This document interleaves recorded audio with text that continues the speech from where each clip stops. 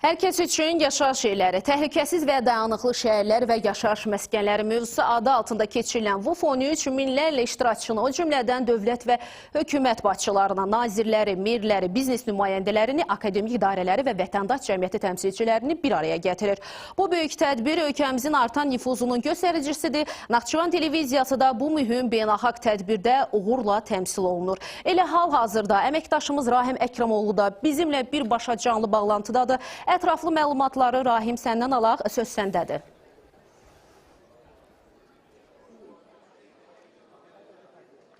Səni. Salam, hər vaxtınız xeyir olsun.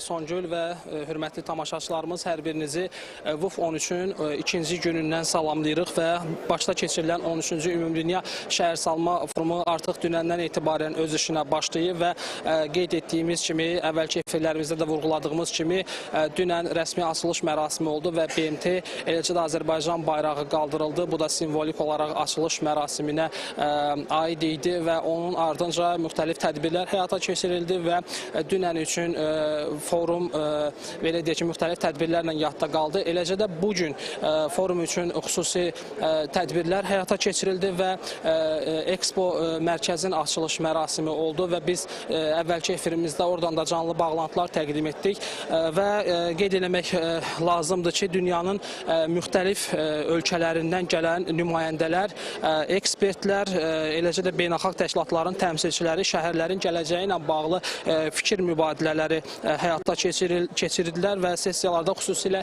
2050-ci ilin şəhərləri, ağıllı infrastruktur, yaşıl enerji və nəqliyyat məsələləri müzakirə olunur. Forum iştirakçıları bildirirlər ki, sürətli urbanizasiya artıq bütün dünya üçün əsas çağırışlardan birinə çevrilib və Bakı bu baxımdan diqqət mərkəzindədir. Şəhərdə artan nəqliyyat sıxlığı, ekoloji tarazlıq və yeni yaşayış məkanlarının planlaşdırılması əsas müzakirə mövzularındandır. Qeyd elədiyimiz kimi beynəlxalq ekspertlərin və eləcə də yerli ekspertlərin iştirakı ilə müxtəlif fikir mübadilələri aparılır və forum sözsüz ki, beynəlxalq əhəmiyyət daşıyır. Ancaq biz bugün hal-hazırda olduğumuz məqam ondan ibarətdir ki, biz burada media üçün yaradılan şəraitdən danışmaq istəyirik və həm yerli, həm də beynəlxalq media nümayəndələri burada baş verən bütün prosesləri yerli ictimaiyyətin, eləcə də beynəlxalq ictimaiyyətin diqqətinə çatdırırlar və biz istərdik ki, media üçün yaradılan şəraitlə bağlı ASTV-nin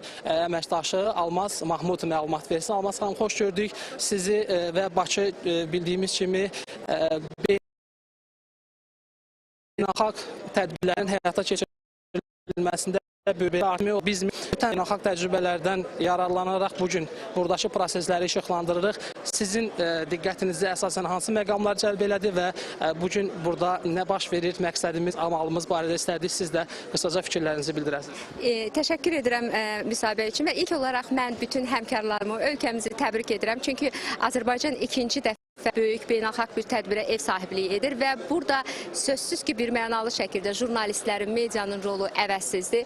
Media bu möhtəşəm tədbir haqqında dünyaya informasiya çatdırır və illər əvvəldən danışsaq, Azərbaycan mediası daha çox yerli auditoriyaya hesablanmışdı. Amma bugün çox sevindiricidir ki, Azərbaycan mediası məhz dünya auditoriyasına hesablanaraq operativ şəkildə informasiya ötürür. Siz özünüz də artıq biz sizinlə 2 gündür ki, burada çalışırıq və görürsünüz, jurnalistlər çox operativdir və mən deyərdim ki, informasiya uğrunda sanki mübarizədir, obyektiv, operativ, yəni informasiyalar ötürülür. Zövq alala işləyirik, zövq alala bir-birimizlə əməkdaşlıq edirik, həm bir rəqibik, həm də bəzən bir-birimizə nədəsə dəstək oluruq. Çünki burada söhbət Azərbaycan dövlətinin apardığı bu siyasətdə jurnalistlərin bir dəstəyindən də gedir və hər bir jurnalist, bu mənim fikrimdir ki, öz ölkəsinin yanında olmalıdır. Və mən zövq alıram, işləyirik və düşünürəm ki, bu dəfə də media alnı açıq olacaq.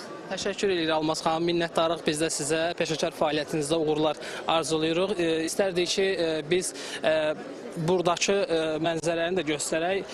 Böyük bir ərazidir və burada az öncə də qeyd elədiyim kimi həm yerli, həm də beynəlxalq media nümayəndələri öz informasiyalarını ictimaiyyətin diqqətinə çatdırırlar və istərdim ki, beləcə bu təcrübədən Orxan Məmmədli APA televiziyasının direktorundan da məlumat alaq, onun da təəssüratlarını öyrənək. Orxan müəllim, xoş gördük. Sizin müşahidələriniz nələrdir? Xoş gördük. Bugün Beynəlxalq Şəhərsalma Forumunun 13-cü sammitinin ikinci günündəyik. Gördüyünüz kimi media zonasında qızğın iş gedir. Biz AP agentliyi olaraq forumun əsas media tərəfdaşlarından biriyik. Tez-tez canlı yayımlara bağlanırıq və forumun ərazisi o qədər maraqlıdır ki, tək bir nöqtədən yox, digər nöqtələrdən də əməkdaşlarımız xəbərlər hazırlayırlar. Həm yazılı xəbərlər, həm vizual xəbərlər hazırlayırlar. Bir qədər əvvəl də Expo Center açıldı və pavilyonlara maraq böyüdü. Əməkdaşlarımız oradan tez-tez canlı yayımlara bağlanırlar. Hələ bir neçə gün buradayıq və düşünürəm ki, daha maraqlı, daha şəkəşanlı xəbərlər hazırlayacağıq.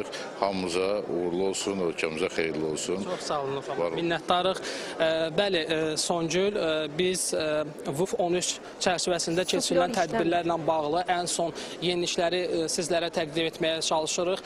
Hələ ki, bu dəqiqə olan informasiyalar bizdə bunlardan ibarət edir. Növbəti xəbər buraxılışlarımızda və VUF 13 çərçivəsində növbəti günlərdə də sizə ən son yenilikləri çatdırmağa çalışacağıq. Söz xəbər mərkəzindədir.